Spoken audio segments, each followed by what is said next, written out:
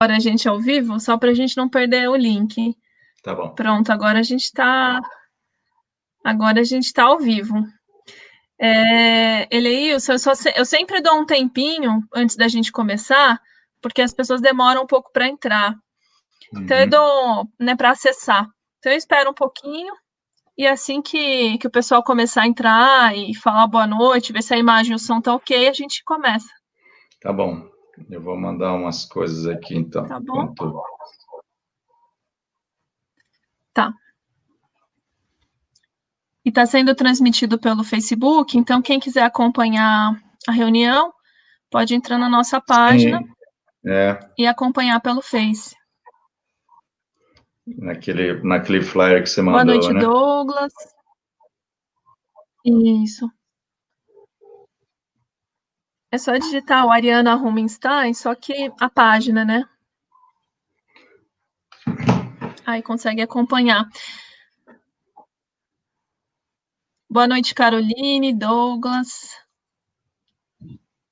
Boa noite a todos e a todas. A gente transmite a nosso bate-papo hoje pela página do Facebook. Quem quiser participar e quiser acompanhar, pode entrar na nossa página, mandar perguntas pelo próprio chat, né, do Face, pela nossa página, e a gente lê as questões aqui, Eleilson. Né, alguma questão que apareça, algum comentário, a gente posta também na tela e as pessoas podem acompanhar. Ok. Eu vou começar, então, fazendo uma brevíssima apresentação, Eleilson, sua.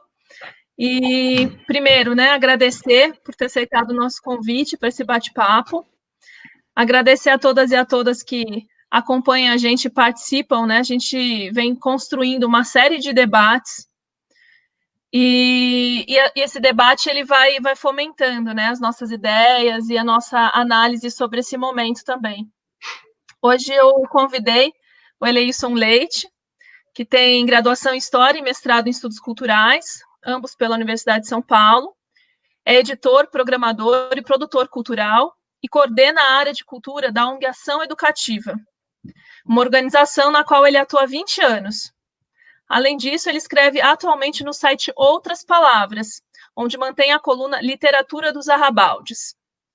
Bom, Eleilson, nosso objetivo hoje é a gente discutir, né, avanços, retrocessos, os desafios para a cultura, não só nesse momento de pandemia, mas à luz, né, de alguns desmontes que a gente vem assistindo, né, e pensar um pouquinho de propostas e ações para o futuro, né, pensando na cultura em todas as suas dimensões.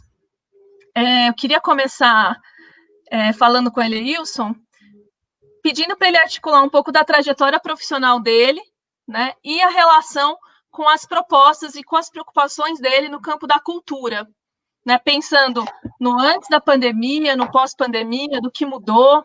Enfim, fica a proposta, Eleilson. Tá bom. Muito boa noite a todas e todos. Boa noite, Ariana. Obrigado pelo convite. Parabéns pela iniciativa de promover esses debates. É sempre bom. Existe uma porção deles por aí, mas é sempre bom você ter. Qualquer pessoa que possa acompanhar, é sempre legal ter essa oportunidade, até porque na pandemia, para os que estão podendo se isolar, se resguardar, então fica também uma solidão danada e uma oportunidade de uma conversa como essa também é para a gente se aproximar e bater um papo. Bom, você me apresentou aí, eu coordeno a área de cultura da Ação Educativa. A Ação Educativa é uma ONG que funciona no centro da cidade de São Paulo, perto da Praça da República, fica no bairro da Vila Buarque, que é um bairro que é um polo cultural na cidade de São Paulo. Lá no entorno de nós tem instituições assim, já com 70, 80 anos, né, para falar da Escola de Sociologia e Política, a Biblioteca Monteiro Lobato, o Sesc Consolação, que é o primeiro Sesc, né, é o Sesc Consolação, de 1947, tem o Centro Universitário Maria Antônia, que é a antiga Faculdade de Filosofia da USP, Então, a gente está cercado por essas instituições, a Aliança Francesa, que também é da década de 40, o Teatro de Arena, que é o teatro que fica ali na rua Teodoro Baiman, que é da Funarte. Então, a gente estamos muito próximo da Praça Roosevelt e tal. Mas o nosso foco de atuação não é o centro, é a periferia. Porque, Ariana, nós da Ação Educativa, nós somos uma organização de luta, de defesa de direito. E a gente atua onde os direitos são violados. A gente trabalha com os direitos de educação, de juventude e de cultura. E aonde os direitos da cultura são violados são aqui no ambiente urbano que a gente vive, na região metropolitana, você é de São Bernardo, né? É na periferia. Mas a gente também não trabalha só na chave da carência, a gente trabalha também na chave da potência, porque a cultura, diferente da educação, da saúde, especialmente, que ela pode prescindir de um equipamento público, né? A escola precisa, a educação precisa da escola, a saúde precisa da unidade básica de saúde, né? Embora possam acontecer campanhas, coisas de saúde e educação fora desses ambientes, mas ele é fundamental, estruturante, é a partir dele que se organiza. Já a cultura, é bom que haja equipamento, mas ela pode viver sem equipamento. E, às vezes, ela é até mais dinâmica fora de determinados tipos de equipamentos, né? Mas, então, a gente portanto, atua na defesa do direito à cultura, nas periferias, mas também olhando essas duas chaves, né? Uhum. Eleilson, eu estava acompanhando algumas propostas suas antes da gente entrar na live, né? A gente estava falando sobre essa necessidade que agora a gente tem que usar as redes, né, para poder realizar as atividades, traçar as nossas comunicações, né? Como a ação educativa tem lidado com esse momento de pandemia? Quais são as propostas para esse momento? Então, a gente tem uma dificuldade em função de uma grande possibilidade que a gente tem, que é de ter um espaço, a gente tem um espaço cultural na nossa sede. É um espaço cultural e um centro de formação, e é um centro de eventos que acolhe atividades de outras organizações parceiras de movimentos. Então, isso é um benefício danado, a gente acaba sendo um polo, por onde passam 60 mil pessoas por ano, né, nas nossas atividades, o que dá um pouco mais de 5 mil por mês. E então, você ter essa pujança e, de repente, isso ser inviável é um corte brutal. Então, a gente tem que se adaptar, né? Aí a gente está... Toda a parte nossa de curso toda parte não, boa parte dela deve se realizar online, de maneira remota, mas a gente está se preparando para isso, em termos de equipamento, de ter estrutura para fazer atividades online. Na parte da cultura, isso foi muito mais angustiante, né? Isso não é só da nossa parte, mas da parte de todo mundo. Todo mundo percebeu que se tem uma profusão de lives, né? Vários artistas hesitaram muito a esse respeito, mas também tiveram que encarar até por uma questão de necessidade, né? Necessidade mesmo assim de financeira, mas necessidade artística, de ter que fazer algo, né? Então, muitas instituições buscaram fazer isso. O SESC, por exemplo, demorou um pouco, mas agora está com bastante coisa online, assim, vários artistas estão se apresentando, inclusive teatro, né? Então, ela está desafiando todas as áreas, né? Não só a música, que a gente mais vê, a gente está vendo o teatro, a dança, as artes visuais, e a literatura, enfim, a gente está vendo todas as áreas estão se movimentando. E nós, enquanto a gente não tem a estrutura necessária e também a condição financeira de propor projetos online, a gente se juntou com o Instituto Moreira Salles. O Instituto Moreira Salles, ele tem desde 2017 uma sede na Avenida Paulista, né? Antes ele só tinha no Rio de Janeiro e na cidade de Poços de Caldas. E nós nos juntamos num projeto dele chamado IMS Quarentena, no qual ele convidou a Ação Educativa, e a Ação Educativa, por sua vez, convidou uma série de artistas.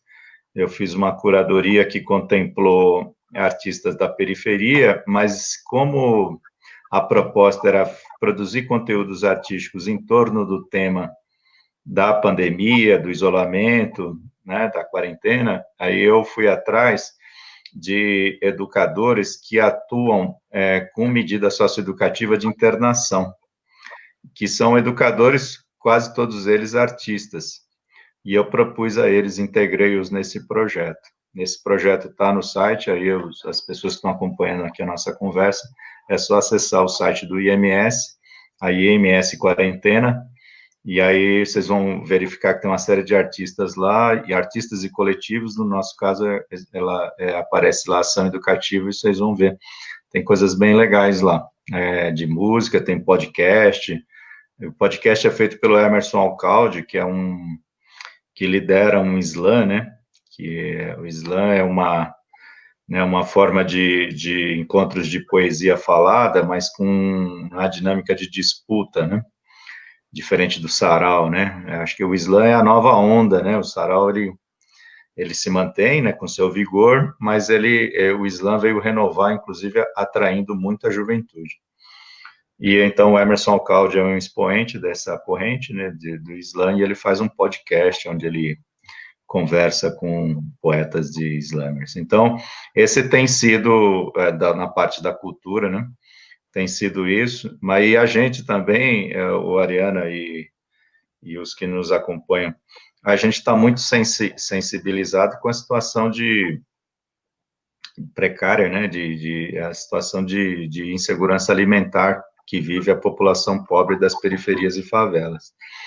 Então, nós estamos também atuando, mobilizando os grupos culturais. Mobilizando, não, a gente está apoiando a mobilização de grupos culturais, porque é muito interessante, Ariana, o quanto que grupos culturais, desde o início da pandemia, desde o comecinho de março, começaram a fazer campanhas para ajudar as famílias mais pobres lá das regiões. Enfim, a periferia não é uma coisa homogênea, não é todo mundo pobre, né? Mas é onde tem a maior parte dos bolsões de pobreza. A periferia também tem classe média. No movimento cultural, tem pessoas de classe média de periferia, com condição se não de ela própria doar, de mobilizar outras pessoas, né? E eu percebi isso, e eu tive a oportunidade, Ariana, de compor o comitê que faz a gestão do programa Cidade Solidária aqui da cidade de São Paulo, que é um programa que, entre outras coisas, faz a distribuição de cestas básicas. E a distribuição de cestas básicas pelo Cidade Solidária é em parceria com o movimento social, o movimento cultural. E então tem companheiros e companheiras do movimento de moradia, por exemplo, que consegue articular dezenas de milhares de cestas básicas para as ocupações, para os cortiços, nas favelas e tal. E aí eu, nesse comitê, eu articulo as ações dos grupos culturais. E nesse programa a gente já distribuiu 4.000 cestas básicas, por meio dos grupos culturais. 17 grupos culturais participaram dessa ação.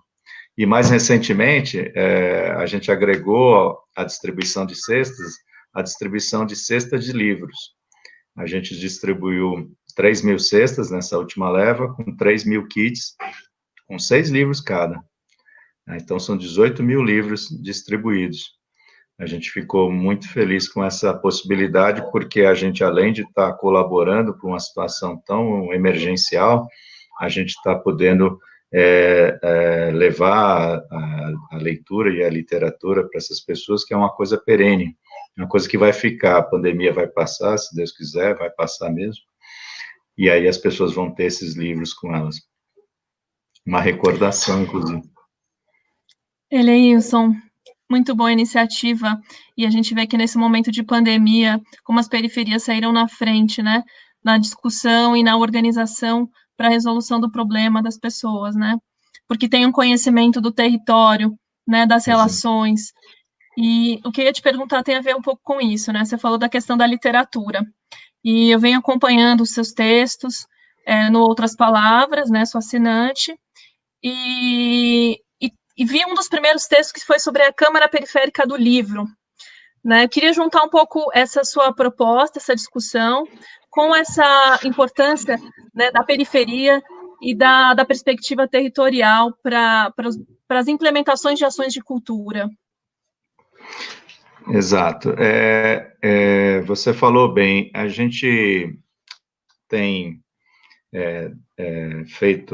reforçado o protagonismo dos grupos culturais, dos movimentos sociais também, mas dos grupos culturais, na entrega de cesta, nessa ação humanitária, vamos chamar assim, porque isso fortalece o tecido social nas periferias. Imagina se chega um caminhão da prefeitura, sem nenhuma articulação. Primeiro que vira uma confusão, né? Do ponto de vista logístico. Aliás, distribuir cesta é um negócio... Enfim, não vou esticar esse parênteses, não, mas, assim, é bonito, é necessário e tal, mas ela é uma operação gigantesca, que exige uma logística enorme, não é... Operacionalmente não é interessante. O que nós temos que fazer é o que o Suplicy propõe, a renda básica cidadã, que agora está tendo a renda de emergência. Você tem que botar dinheiro na mão da pessoa. Se você botar R$ 200, a pessoa compra uma cesta básica para 15 dias, e um botijão de gás, né? Ou pelo menos para 10 dias, conforme o tamanho da família. Então, você compra um botijão de gás, porque tem gente pagando cesta e não está recebendo. Bom, mas fecha parênteses. De qualquer modo, você botar o movimento cultural é especialmente interessante. Por quê? O movimento cultural na periferia, que tem muito um perfil juvenil, mas nem tanto, depende da linguagem, no samba não é tanto assim, né? Ele não é sempre que ele atinge a pessoa mais pobre, ele acaba atingindo um pessoal mais letrado, de faixa etária e tal.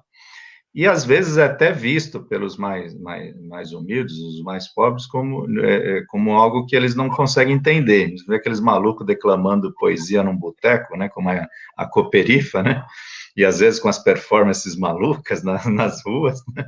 Ele falou assim, nossa, que pessoal estranho, né? Mas aí eles veem essas mesmas pessoas distribuindo livros, distribuindo cesta, dando auxílio, ajudando com orientação de saúde, etc.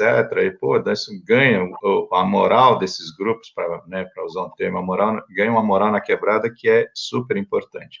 É por isso que a gente está fazendo esse trabalho em parceria com os movimentos culturais.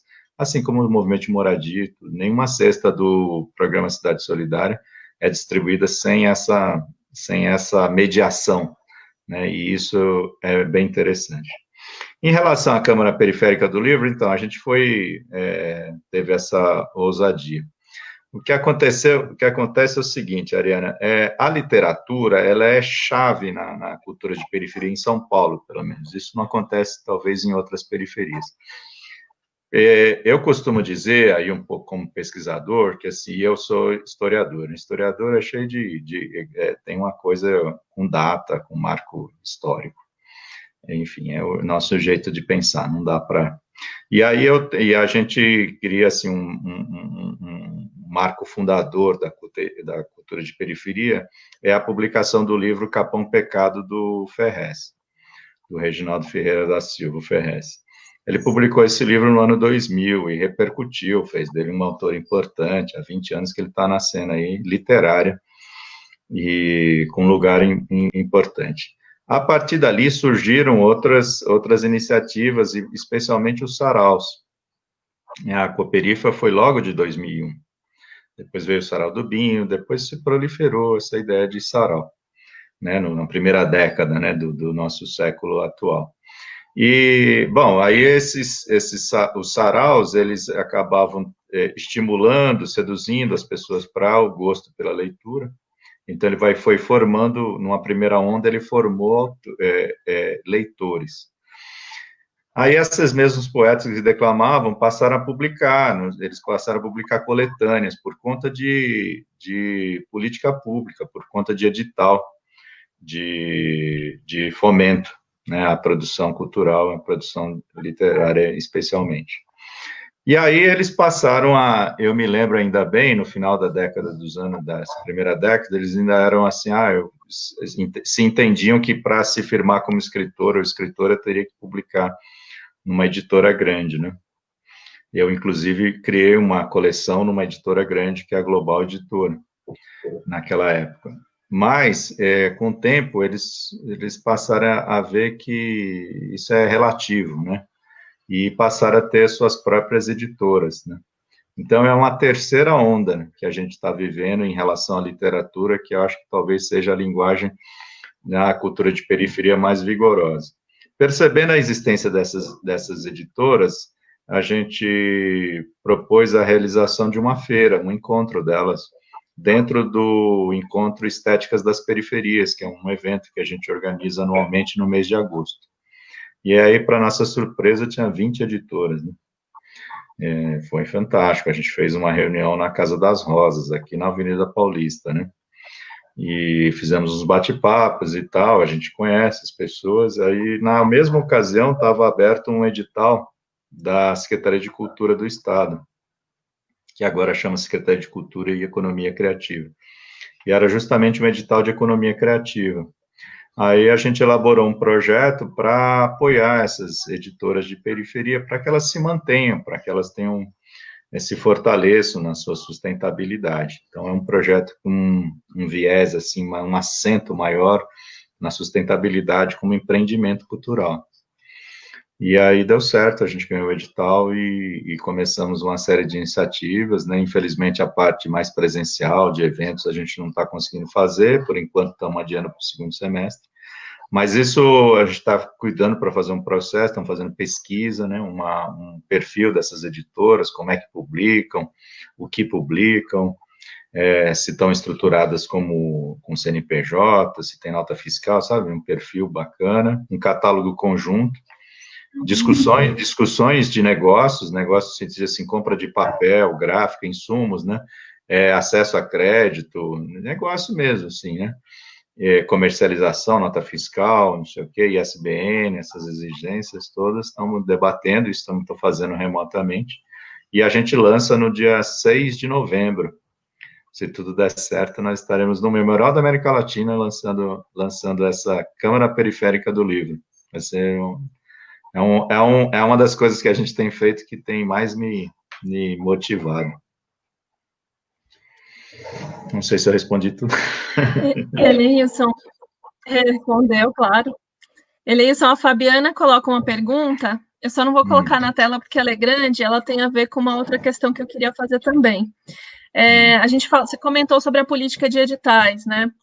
E a gente percebe, por exemplo, que agora, no momento da pandemia, se para algumas pessoas não ficou evidente que a cultura tem centralidade, no momento da pandemia a gente percebe que ela ganha uma relevância, né? Até para a gente suportar algumas das misérias que a gente vem assistindo, né? E vendo nas redes sociais, na televisão.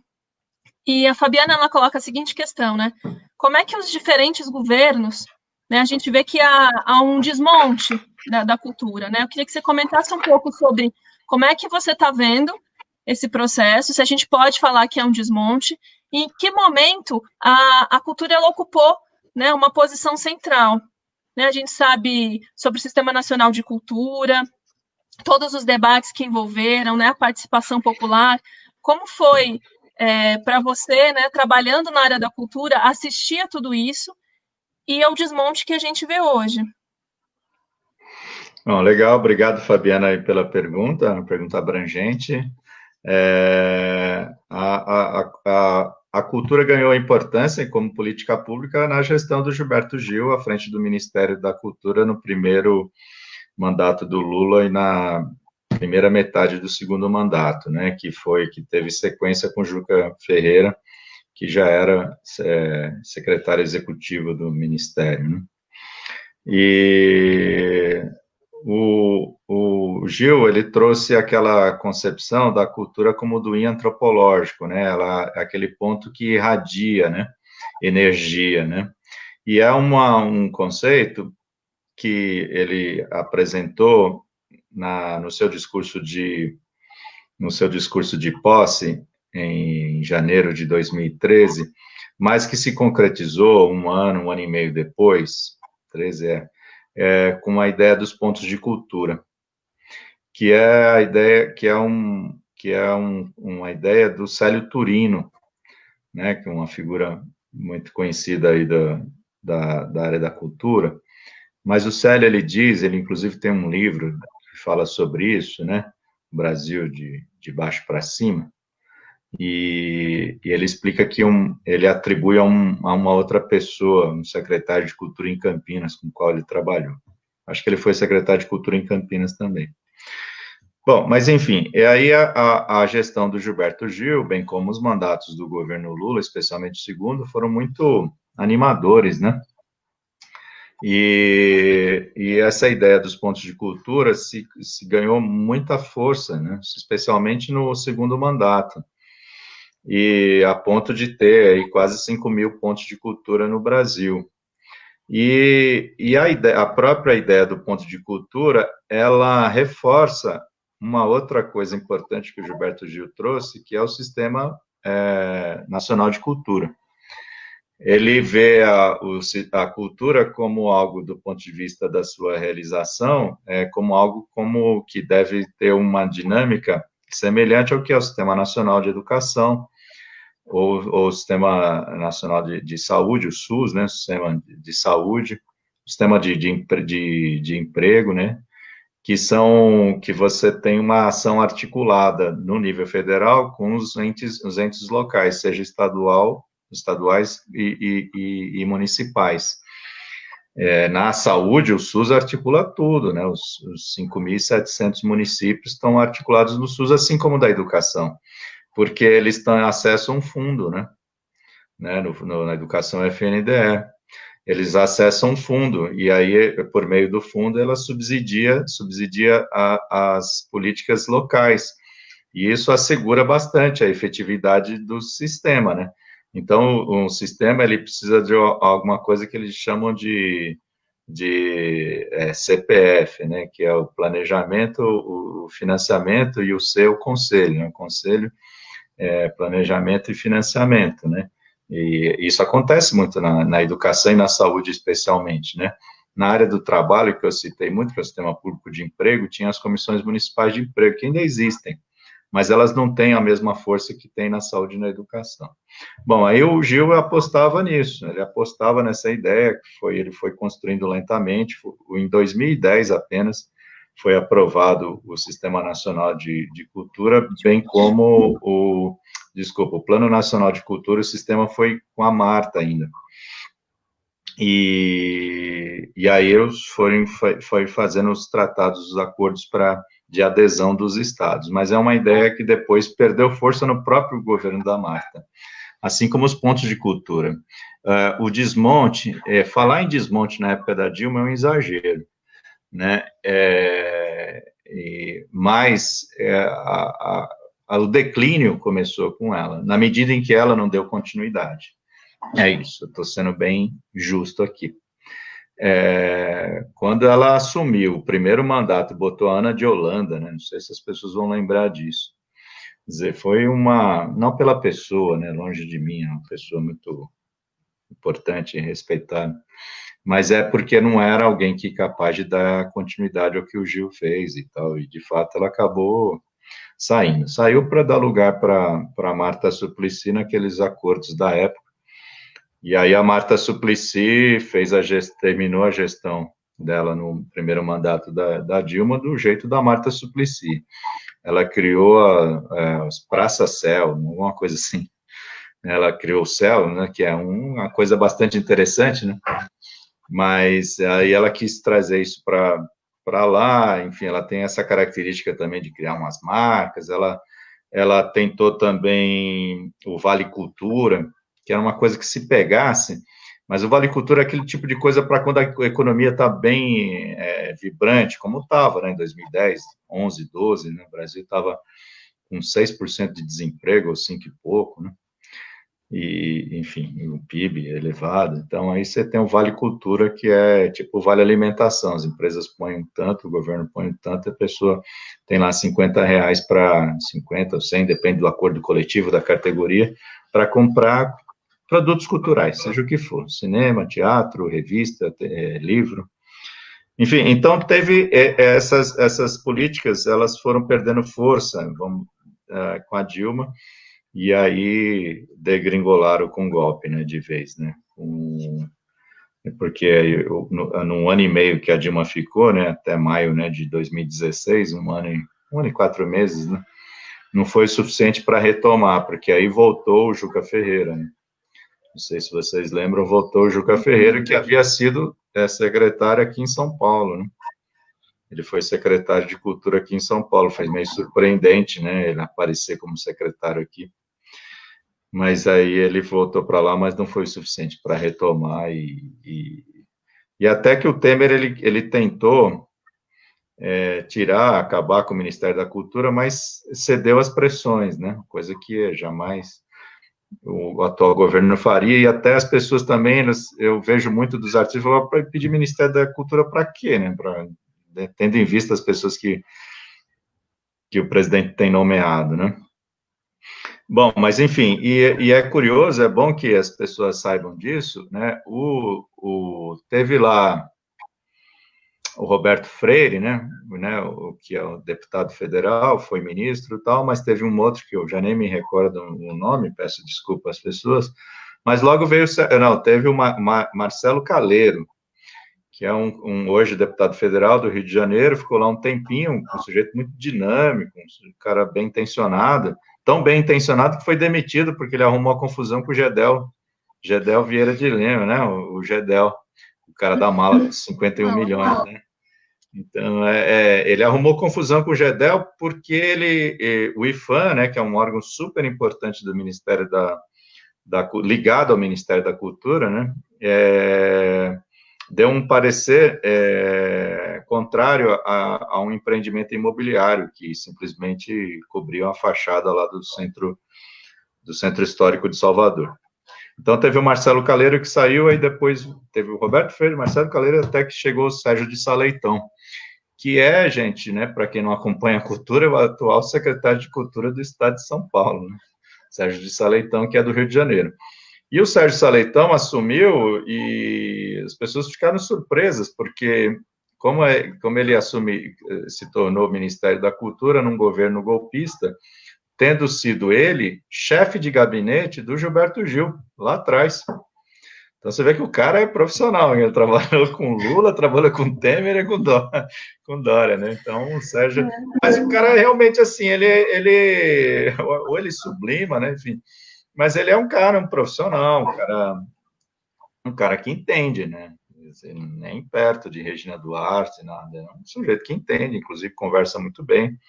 Então foi bom ele ter aceitado por esse lado, né? É estranho alguém como é que pode servir a dois, assim, como é que alguém trabalha no governo Lula e aceita a trabalhar no governo Temer, que é golpista, né? Mas enfim, porque é golpista, né? Porque o Temer também era do governo do PT. Mas enfim, eu acho que aí o Sérgio Saleitão, acho que ele conseguiu pelo menos manter as instituições, viu, Ariana e Fabiana? Eu acho que ele conseguiu manter as instituições, coisa que agora sim, eu acho que eu procuro ser bastante razoável, acabo sendo até, não sei, talvez não faça devida crítica a certas coisas, mas é que hoje a situação está tão ruim que a gente acaba tendo até saudade do Temer, né, de algumas coisas, assim, porque pelo menos as instituições, né, estavam lá. E o que está acontecendo agora, gente, é o seguinte, é muito temerável o que está acontecendo com a cultura. A gente já não esperava nem do Temer, sabe, política de ponto de cultura, sabe, essas coisas. Mas, enfim, agora tem coisas se perdendo. O Brasil tem 7, eu não quero também me estender, Ariana, Fica tranquilo. Você me interrompa aí. O Brasil tem 7 instituições ligadas ao Ministério da Cultura, fora Ancine, algumas delas são anteriores ao próprio Ministério da Cultura. O IPHAN, né, Instituto do Patrimônio Histórico, tem 93 anos. Eu nem sei que mesmo, devia estar ligado ao Ministério da Educação, evidentemente, lá para trás, né? O IPHAN é super importante, assim, muito respeitado, né? E vinha tendo, mesmo com governos conservadores, mesmo na época dos militares. Ele tinha, aliás, muito se fala assim, tem coisa que nem na época dos militares era tão. Então, o IPHAN, mesmo na época dos militares, tinha, enfim, figuras assim importantes que o coordenavam, sempre gente da área da arquitetura, enfim. da história, né? E ele está sobre a ameaça. Nomearam uma pessoa lá do Ministério do Turismo, onde está vinculada a Secretaria Especial da Cultura, que veio para soltar a boiada, como o Salles falou. Não sei se vocês lembram, na reunião ministerial, o Salles falou do IFAM. Ele falou do IFAM, falou, está na hora de abrir a boiada, porque o IFAM, ele é tipo... Ai, me fugiu o nome do instituto lá do meio ambiente, que dá os pareceres. Tem o IBAMA, tem o IBAMA. Pronto, o IFAM é o IBAMA, né? Do patrimônio histórico. Então, quer dizer, mesmo Brasília, porque de repente, assim, exagerando na caricatura, né? Alguém pode levantar um parque na esplanada, ali naquele gramado da esplanada dos ministérios, levantar um shopping center lá. Assim, exagerando, mas é possível, porque todo o plano piloto é patrimônio histórico. Assim. Ele está regido por isso. Se você flexibiliza, você pode muito bem levantar um shopping center naquela esplanada, né? O Bolsonaro falou, para que índio tem tanta terra? Não sei o quê, né? Para que aquela gramado toda ali, né?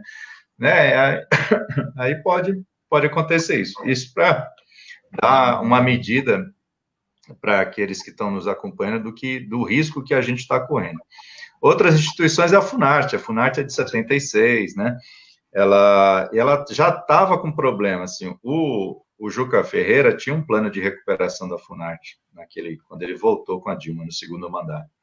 Não deu tempo, né? E agora vai acabar de vez. A Funarte está sucateada, né?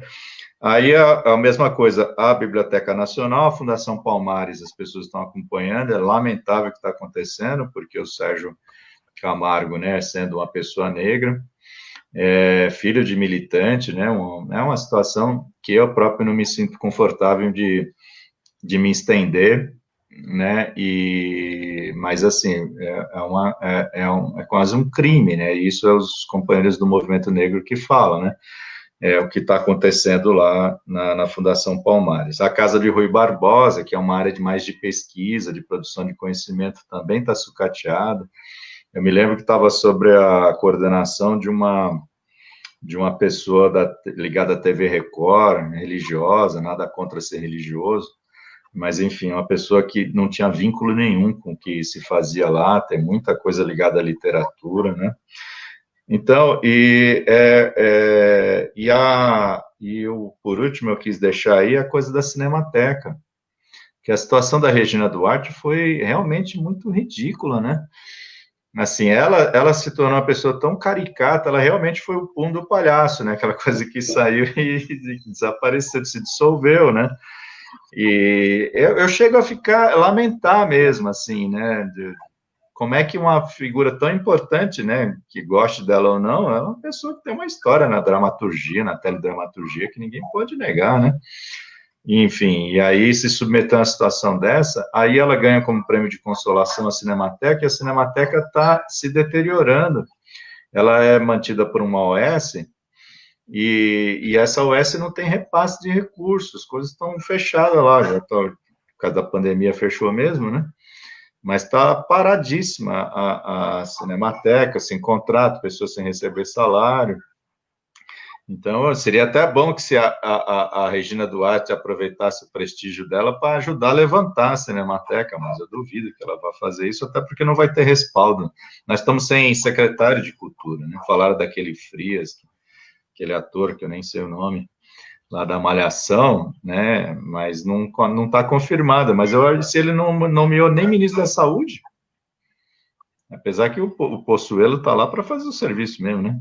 Ele vai deixar tudo lá no jeito, e depois vai vir um que a gente já achava que o Taixe fosse isso, e era mesmo, né? Mas nem o Taixe, já sabendo que não ia mandar muito, não suportou, né? Então, imagina, se está sem ministro da Saúde, por que ele vai se preocupar com o secretário de Cultura? Outra coisa que está parado também, e já vinha desde o Temer, é a Ancine. Nós estamos sem produzir filme, gente. Lá está sem produzir filme. A Ancine já veio do Temer tinha um problema lá de gestão na Ancine. Aí herdou, aí houve a intervenção mesmo, né? Ela está com a diretoria toda interina.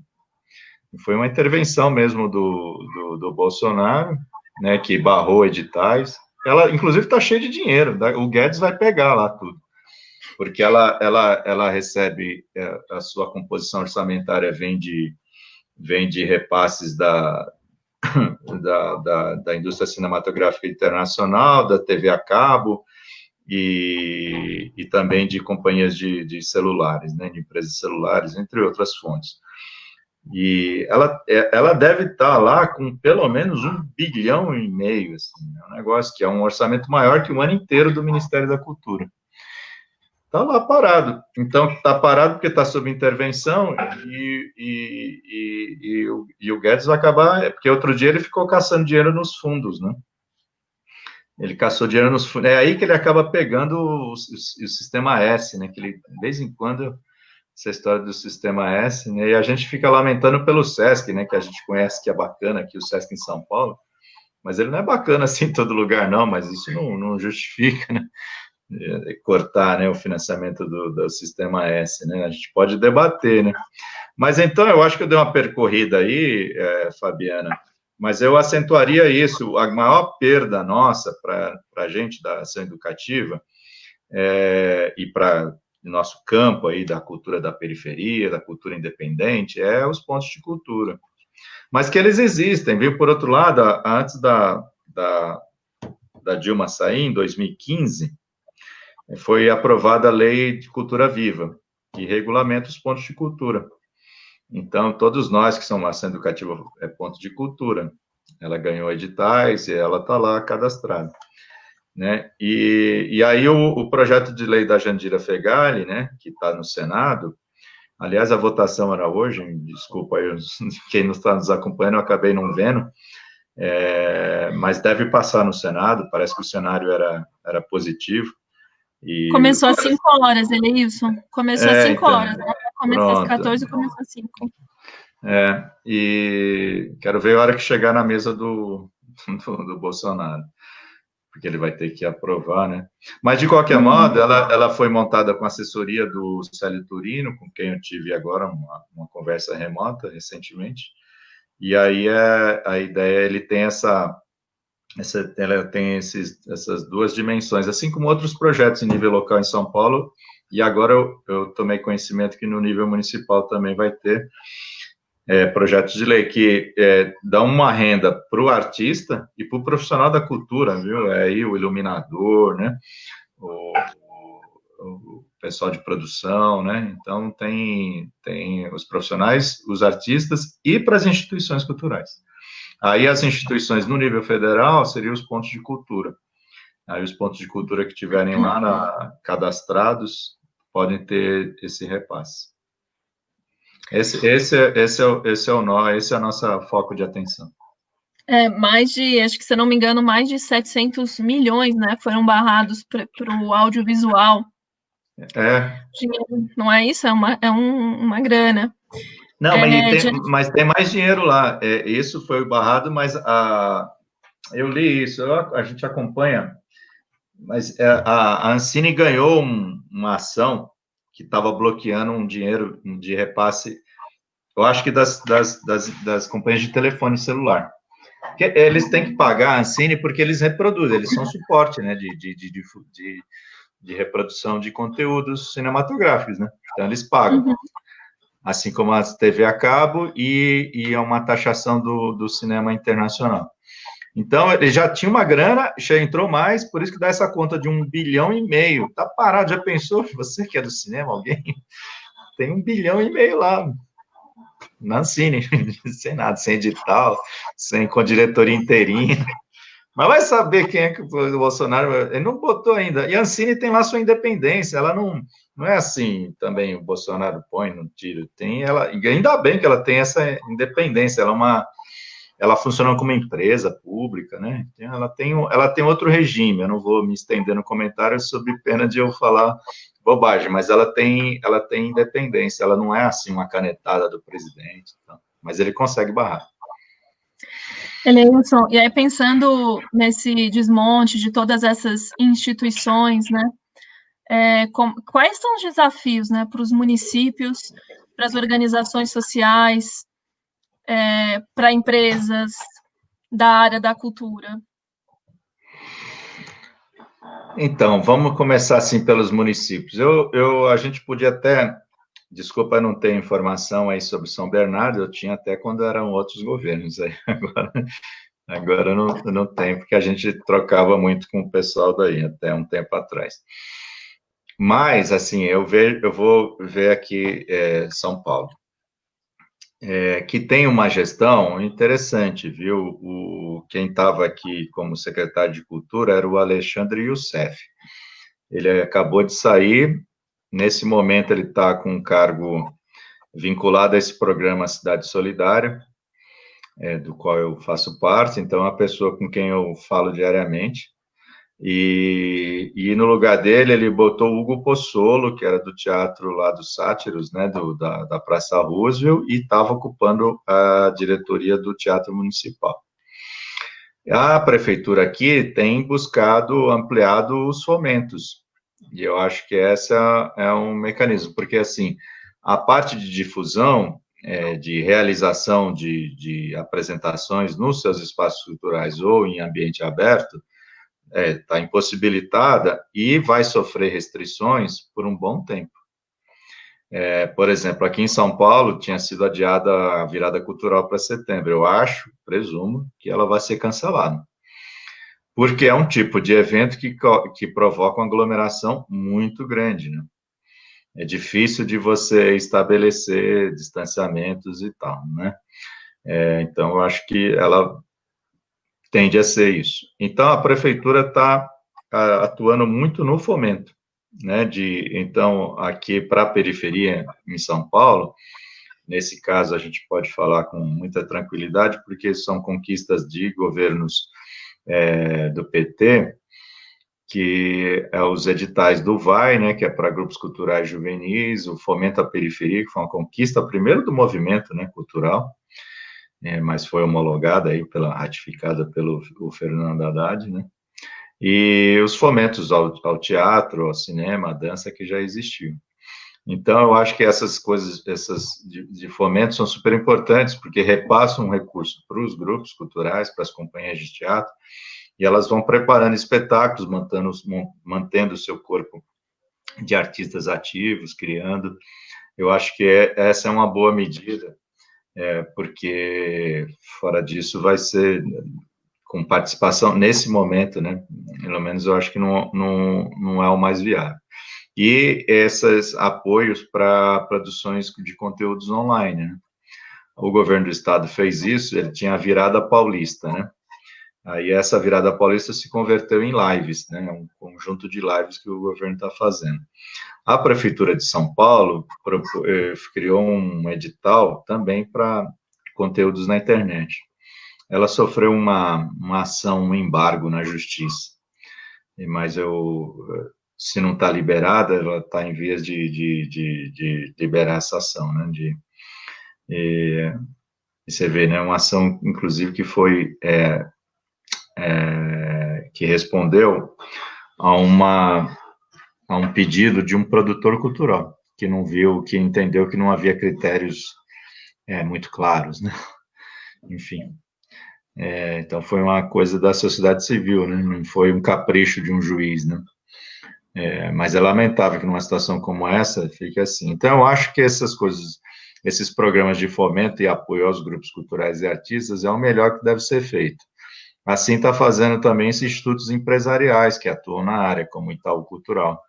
Itaú Cultural lançou uma série de editais chamado Respiro. E o nome é sugestivo mesmo, é para dar um respiro mesmo. O pessoal está quase se afogando, né, levanta a cabeça e dá um respiro. E é para produzir mesmo conteúdo. Eles nem montaram bancas de avaliação de critério, de mérito artístico. Né? Era mais a proposta, a criatividade da proposta e também o artista justificar lá a sua atuação e tal. Então, isso é legal, o IMS está fazendo, né, isso que eu falei, Então, é possível também, assim, então, apoiar produções de conteúdo na internet e fomento para a manutenção dos espaços culturais e companhias de artística, mais a ajuda emergencial para os trabalhadores da cultura, incluindo artistas. O que eles devem fazer, portanto, Ariana, é seguir, adotar, implementar as leis que estão sendo propostas. Essa lei federal, que está sendo debatida agora no Senado, o PL 253 aqui no estado de São Paulo, e eu não sei o número do PL que tem aqui na cidade de São Paulo, e aí no ABC, em São Bernardo, em todo o ABC, pressionar os vereadores para isso, né, e pressionar as autoridades para isso. Eu acho que são medidas, assim, eu acho que também uma coisa assim, fomenta a leitura, sabe, dá muito distribuição de livros, sabe, é isso que a gente fez, distribuímos 18 mil livros aí na Cidade Solidária, os grupos culturais, eles vão, depois que passar a pandemia, fazer rodas de leitura, procurar essas famílias que ganharam livros. Tem um deles que está fazendo um negócio legal pelo WhatsApp, está fazendo comentário dos livros por WhatsApp, acompanhamento das leituras por WhatsApp. Então, acho que leitura, porque leitura é uma coisa boa de se fazer, né, na pandemia, né? Assim como ver filme. Eu vou te perguntar depois um dado que você colocou num texto seu sobre leitura que me chamou bastante atenção. Antes disso, só para esclarecer, você falou sobre a questão de ter o contato aqui, de saber a situação de São Bernardo, né?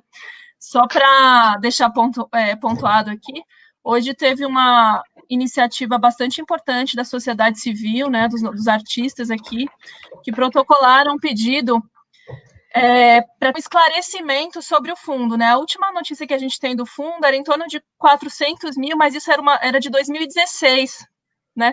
Então, há uma total falta de transparência sobre todos os processos, né? Sobre os valores do fundo, sobre a composição do conselho. Então, as pessoas se perguntam, e é isso, a nossa situação é de lástima, como coloca um colega aqui, né?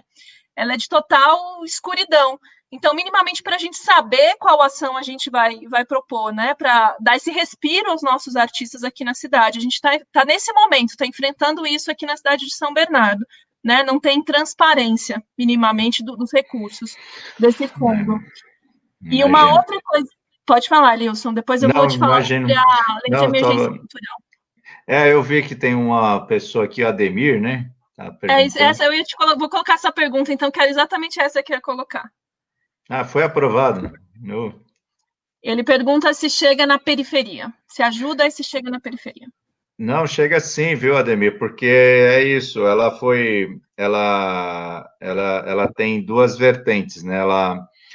Ela dá ajuda emergencial ao artista e ao profissional de cultura. É evidente que o artista é um profissional de cultura, mas para além do artista, né? Mas ela apoia instituições culturais e está assentada lá na Lei Cultura Viva com os pontos de cultura, reconhece os pontos de cultura como instituições culturais, né? Então, chega assim porque os pontos de cultura estão na periferia, né? Em boa parte deles, né? Inclusive estão em aldeias indígenas, em comunidades quilombolas, tem muitos na periferia. Em São Paulo não tinha muito ponto de cultura na periferia. Nós tínhamos 300 pontos de cultura que foram criados em 2010 no convênio do governo do federal com o governo do estado, na época, né? E aí, daquele convênio, surgiram 300 pontos de cultura, 100 na capital e 200 fora da capital. Dos 100 da capital, eram poucos, viu? Era 10% na periferia, não tinha muito ponto de cultura na periferia mesmo. Aí, agora, o governo do estado renovou em 2018, com prêmio, ponto de cultura. Aí apareceram mais pontos na periferia. Mas a Prefeitura de São Paulo, que até então não tinha ponto de cultura, passou a tê-lo na gestão do Haddad, em 2013 ou 14. Ele deixou convênio. Aí eram 85 pontos de cultura, aí 80 na periferia. Então, aí, esse edital já foi renovado uma ou duas vezes, e mantendo o mesmo critério. Então, vai chegar sim na periferia, vai chegar em São Bernardo, se não chega pela ação da prefeitura, chega por isso, né? Eu espero que, de fato, essa lei seja efetivada. Eu acho que ela tem que passar por uma sanção presidencial, né? Como foi a própria ajuda emergencial geral, né, para a população, né? Vamos ver se passa sem vetos do presidente. Eleilson, queria comentar também sobre essa questão da leitura, né? Que a gente está sempre envolto em campanhas, né, de leitura, e aí tem toda uma construção dizendo que o Brasil não é um país de leitores. E eu estava lendo um dado muito interessante que você traz, que eu gostaria que você comentasse sobre isso, né? Somos um país de leitores? Não somos um país de leitores?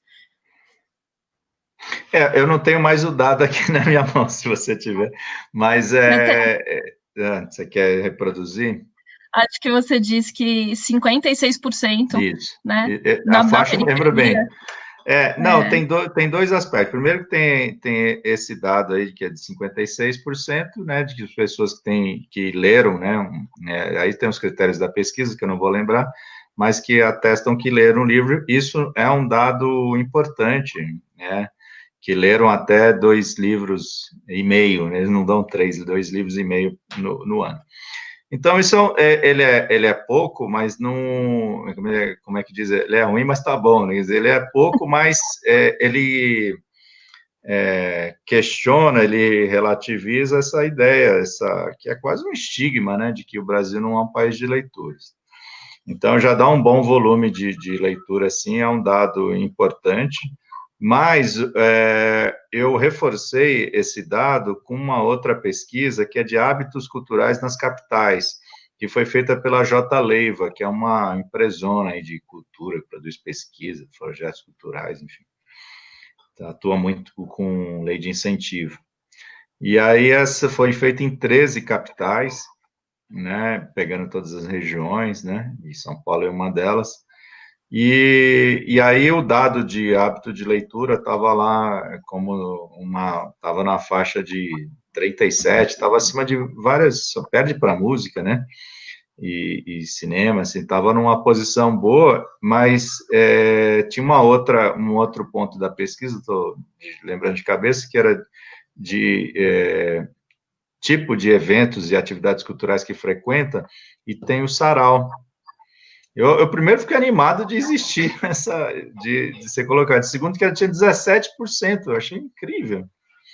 E eu achei, aí isso reforça, aí eu juntei uma coisa com a outra. O próprio dado da pesquisa que aponta o hábito de leitura, o que isso quer dizer? Bom, nas capitais, né? 13 capitais, quer dizer, então, o que pode ter aí é uma desproporção. Você tem um número até razoável de leitores no meio urbano, nas regiões metropolitanas, né?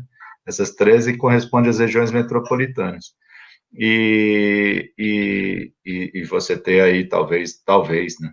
Talvez nos interiores, uma baixa taxa de leitura. Então, ela é desproporcional, mas como dado absoluto, não é ruim. Né? Como se você abre o dado, aí você tem situações preocupantes. Então, pelo menos assim, nas metrópoles, a leitura ainda é um índice baixo, mas não é também uma coisa assim absurda, né? Mas também eu não sou daqueles também, viu, Ariana, assim, que tem gente que parece que atribui à leitura um poder mágico. Assim, quem lê parece que se torna necessariamente uma pessoa boa, né? Tem muita gente ruim que lê, né? Então, eu não sou desses assim também, que faz uma apologia. E também, é assim, essa coisa também de analisar a cultura, porque às vezes a gente também se apega muito a dados sobre um hábito de cultura, um acesso à cultura muito institucionalizado, né? E as pessoas, elas têm lá seus meios de como acessar. Por exemplo, né? É sempre alarmante, assim, 90%, olha, se não é 90, é 88, 89, tá? Então, 90% das pessoas não vão ao museu. Então, isso. Pô, mas as pessoas não têm acesso aos conteúdos de museu de outra maneira, né? Ela pode ter. Nas cidades tem a arte pública, né? Que é assim, só a Tomi Otaki na cidade de São Paulo tem mais de 10 esculturas por aí na rua. Tem os grafites, né? as pessoas têm acesso à arte por meio da TV, né? Mesmo assim, essa coisa da leitura, né? A pessoa não leu Jorge Amado, mas ele viu 3 adaptações do Jorge Amado na novela, lá na Tieta do Agreste. Não, nunca leu Tieta do Agreste, mas viu na TV. Viu adaptações também cinematográficas, né? Então, a pessoa acaba tendo acesso, assim, né? Eu falo isso do ponto de vista, assim, não achar que também há um abismo cultural, sabe? Um deserto cultural, que às vezes a gente também cai numa esparrela, assim, que eu acho ruim. As pessoas têm acesso à cultura, tem muito conteúdo no celular. Você vê, às vezes, os jovens estão lá presos no celular, mas estão lendo lá, estão tendo contato, têm acesso a conteúdos culturais. Então, as pessoas, eu achei bom que essa pesquisa tinha sarau, porque às vezes a pessoa nem é daquelas que lê 3 livros por ano, né? Mas ela, indo aos saraus, indo no Islã, se você tem 10 pessoas disputando, você tem 10 pessoas disputando, cada um tem que apresentar três poesias, né? 3 poemas. Aí são 30. Aí, se vai para outra etapa, tem que apresentar, aí se 10 fica 5 para outra etapa, tem que apresentar né, outros poemas inéditos. Então, ele sai de lá com 50 poemas, ouvindo, numa sessão ali de 1h30, 2 horas, que corresponde quase a um livro. Um livro de poemas, normalmente tem 80 a 100 poemas, não passa muito disso, né, exceto algumas coletâneas, assim, né, ou poetas que acabam fazendo poemas mais épicos, né, mais narrativos, que são poemas mais longos, né. Os poemas líricos normalmente são mais curtos, até porque a gente tinha a forma do soneto, que já limitava, né, que o soneto normalmente é lírico, né. Mas, enfim, eu quero dizer isso porque as pessoas, às vezes, o cara não lê, mas vai num sarau, né, Então, eu relativizo também. Eu relativizo, não, né? Não é bom assim. Também não caio num desespero, nessa ideia de que é um deserto. As pessoas têm lá suas estratégias para acessar a cultura, né? E a internet, então, nossa. Essa é a minha última pergunta, Eleison. A gente está num mundo agora remoto, né? Fazendo as lives, assistindo conteúdo, né? Pela internet. Como é que você imagina, né, a cultura nesse momento pós-pandemia? Sente que aí é mais de imaginar mesmo, né? Não tem como fazer esse exercício a partir de dados científicos, né? Você sabe que outro dia eu vi, ainda não caiu na minha mão um estudo que eu ainda não li, mas as pessoas vai voltar uma coisa que era comum nos anos 50, acho que é nos anos 60, que é o drive-in, né? As pessoas vão de carro assistir cinema, né? Então, isso é muito é muito provável. Assim, eu estou muito preocupado, assim, porque você sabe, eu assisti um documentário de um cara, Arthur Fogel, é o nome dele. E ele é o maior produtor de turnês mundiais. Arthur Fogel, ele é do Canadá. Assim, você pegar as 10 maiores turnês do mundo, 7 foram dele. Ele que criou esse conceito das turnês mundiais, organizadas de modo centralizado, sabe? Uma produção só articula. Isso tem muito a ver com o mundo globalizado, né? E começou no final dos anos 80 com o Rolling Stones, né? Depois ele pegou todas aquelas turnês do U2, assim, da Madonna, que era ele que fazia. E aí eu vi, você fica aqueles documentários que é meio imparcial, né? Mas que glorifica muito o sujeito, ainda que mostre lá que ele não era, né, um super-herói exatamente, mas, né, bota o sujeito lá em cima, né? E aí o filme termina assim: o que mais pode ser o desafio para Arthur Fogler? Eu falei: agora é a pandemia, Arthur Fogler. Quero ver você fazer essas multidões, esses estádios com 50, 60 mil pessoas para ver um show do YouTube. Não vai. Isso eu acho, não vai voltar tão cedo. Tudo bem que a hora que chegar a vacina, talvez a Covid torne-se uma dessas, né, H1N1, quando chegou em 2008, também apavorou muita gente, só não teve isolamento H1N1, né?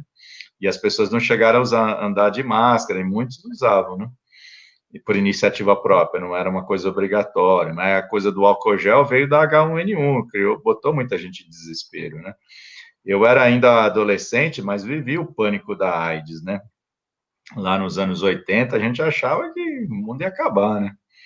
E naquele tempo não tinha ainda fake news, né? Para a gente se iludir com alguma coisa, né? Enfim, eu acho que isso botou de vez, assim. Eu acho que vai mudar algumas estruturas nessa coisa do cinema, esses lugares muito fechados, grandes aglomerações, essas coisas que esse Arthur Fogel fazia, desses mega shows, esses mega festivais, que está, né, desde o Rock in Rio, para pegar um exemplo que a gente conhece, mas tem Lollapalooza, isso tem franquias, né?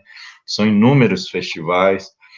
Eu não sei, assim, eu estou só botando isso para, na verdade, botar todos nós a pensar, né? Mas isso vai mudar muito. A quem vai ganhar muito é o streaming, né? Já tem aí, né? Tanto para tudo que o streaming conseguir alcançar. Eu acho que isso vai se ampliar, mas eu acho que esse vai ser. Eu fico muito preocupado, assim, com certas linguagens, como o cinema, esse cinema de sala de cinema, né? Porque você pode muito bem ver um filme pelo streaming, né? Pela Netflix ou qualquer outra dessas plataformas, mas é porque ela é toda fechada, assim, porque o teatro, mal ou bem, ainda pode se virar com alguma estrutura mais aberta, né? O teatro de rua, coisas do tipo, assim, essas grandes produções que dependem, assim, de musicais, por exemplo, tem o Teatro Renault na Brigadeiro Luiz Antônio, é realmente uma coisa que vai ficar muito, muito complicada. Mas vamos encontrar um jeito, porque senão as pessoas também não vão andar de ônibus, não vão andar de metrô, não vão andar de avião, porque é tudo fechado, né? Sobretudo avião, né? Um metrô. Então, eu acho que isso vai encontrar uma solução, só que não vai ser no curto prazo. Eu acho que as pessoas vão se inibir também, sabe, Arena? Muita gente vai deixar de ir também. Pô, para quê, né? Vou correr risco, né? Porque eu não. A gente sempre ouve notícia aí, eu soube hoje que é possível que já saia uma vacina esse ano, né? Mas é muito difícil, porque se ela sair, não vai ser com o processo todo completo, né? Que demora, né? Eu tomei conhecimento que teve uma vacina que levou menos tempo, levou 4 anos, né?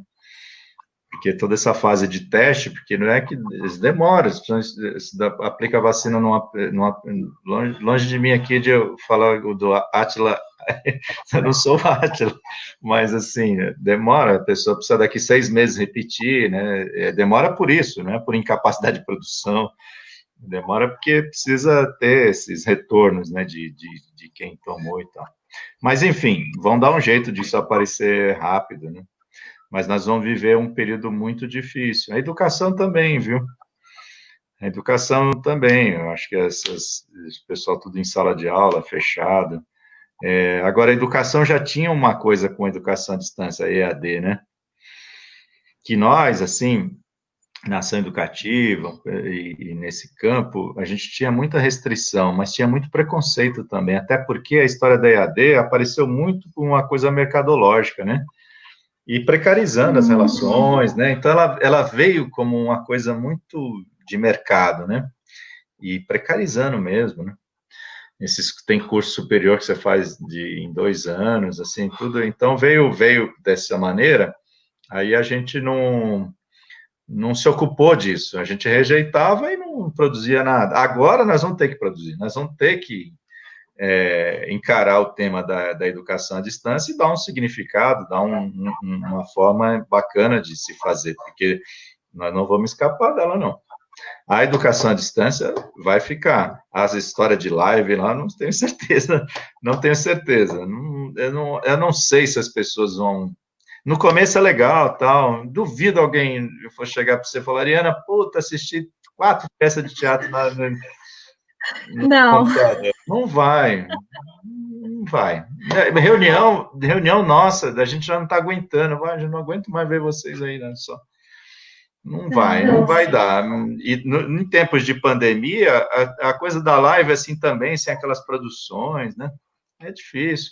Eu vi o Zeca Pagodinho, ficou muito bom, né? Mas ele tinha todos os músicos, assim, mas mesmo assim, né?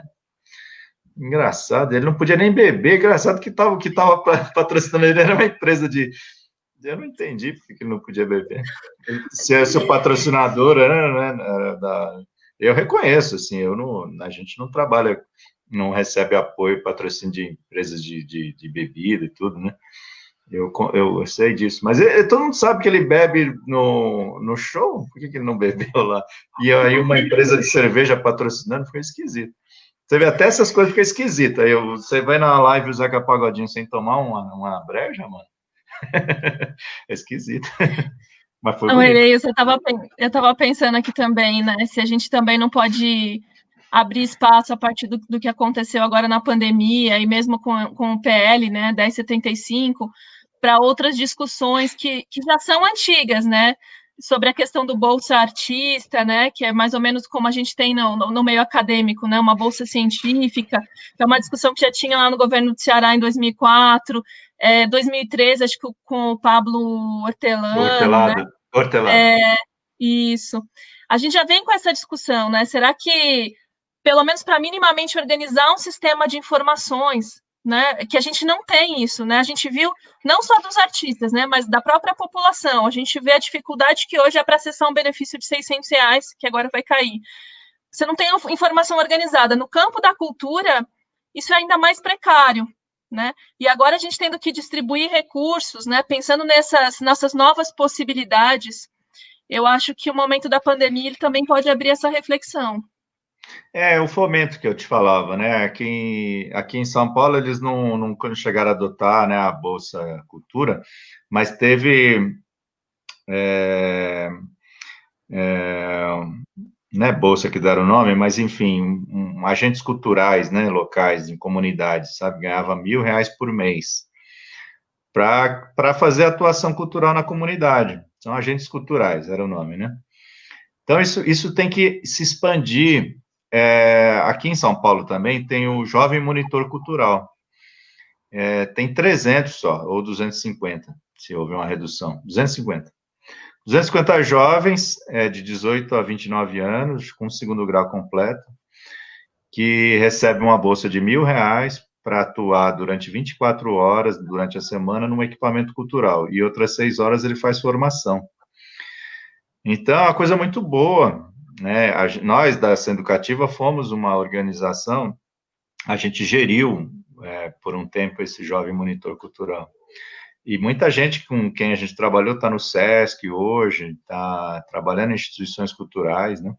No Itaú Cultural, né? Então, foi muito bom. E o SESC é esse processo seletivo, né? Parece concurso público mesmo, assim, do ponto de vista de gente, né, que concorre. E é muito bonito eu encontrar jovem monitor cultural que passou no SESC, né? E então isso tem que se expandir, sabe? Eu quero uma hora conversar, eu acabo tendo, eu tenho, para essa minha condição no Cidade Solidária, eu tenho acesso ao prefeito, Bruno Covas. Eu não vou lá porque eu não vou lá, eu fico dentro de casa, né? E o próprio prefeito é uma pessoa que já tinha restrição, porque ele, né, ele está se recuperando de um câncer, tudo, então ele é uma pessoa de alto risco, né? Então a gente não, mas enfim, eu tenho como a própria lei Youssef, assim, de pegar esse jovem monitor cultural, pega mais 750, põe 1.000 jovens. Aí eles ficam atuando mais na comunidade, fazendo projetos, mesmo na pandemia, depois quando voltar, não sei o quê, e ter uma atuação como agente de saúde está tendo, né? Acabou que a prefeitura está contratando muita gente, e aí não é só São Paulo, né? Pelo Brasil todo, né? Porque você precisa de agentes de saúde, né? Que não precisa nem necessariamente ser enfermeiro formado, né? Mas alguém, pessoas com condição de receber uma capacitação e sai nas comunidades dando orientação. Então, se tem agente de saúde atuando e precisa ter, por que não pode ter agente de leitura, né? Eles tomam os cuidados, vai lá, reúne 4, 5, faz uma roda de leitura, alguma coisa assim. Esse seria uma baita medida, assim. E aí a prefeitura botar dinheiro aí.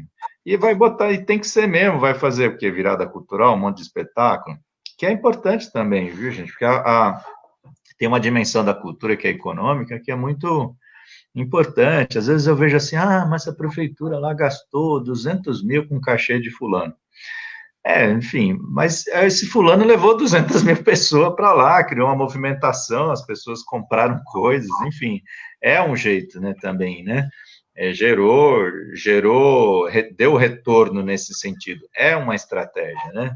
Não é a que a gente adota para a gente no dia a dia, mas eu reconheço isso, assim, o que um gestor ele se vê diante dessa possibilidade, que mas como é que gasta tanto num cachê? Mas a presença daquela artista atraiu um monte de gente que, por sua vez, dinamizou a economia. Então, isso vai ficar restrito.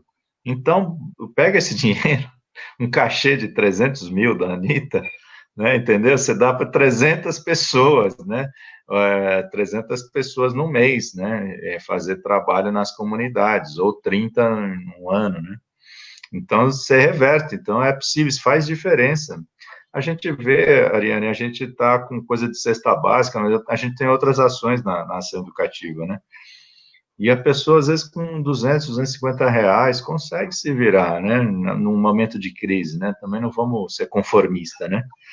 Porque esses 600 é pouco. Esse 600 é pouco porque, assim, a ajuda emergencial, ela é emergencial, mas ela é meio estruturante. Eu aposto muito na renda básica de cidadania, né? Que o Suplicy tanto fala, né? 30 anos que ele bate nessa tecla, né? Finalmente, né? E eu vejo muita gente não reconhecer, não lembrar, né? Ficar fazendo isso, não lembrar que o Suplicy ficou lá, né? Batendo nessa tecla, entendeu? Eu acho que é isso, assim, em resumo, assim, para enfatizar, é distribuir dinheiro. É distribuir dinheiro para jovem monitor cultural, agente cultural, para os artistas, para os agentes de saúde, é disseminar. É igual vírus, disseminar, exato, é o vírus do bem. Eleison, eu queria te agradecer a generosidade de participar com a gente nesse debate, de compartilhar sua experiência, seu conhecimento, né? Tantos anos atuando na cultura. E fica o convite aqui também do Rony Costa, que ele disse que foi uma ótima conversa e precisamos marcar uma roda presencial após a pandemia para debater pontos de cultura aqui em São Bernardo. O Rony da Solano Trindade, é uma organização muito importante, mantida pelos sindicatos metalúrgicos, um grande artista e educador. Legal, Rony, um abraço. Fica o convite para atividades presenciais também, Elius. Que bom, e parabéns por sua iniciativa, sucesso aí no seu trabalho, na sua campanha, né, e vou acompanhar tuas lives. Obrigada, Leilson, obrigada. E agradeço a Valeu. todas e a todas que compartilharam com a gente aqui e acompanharam. Obrigada, gente. Boa noite.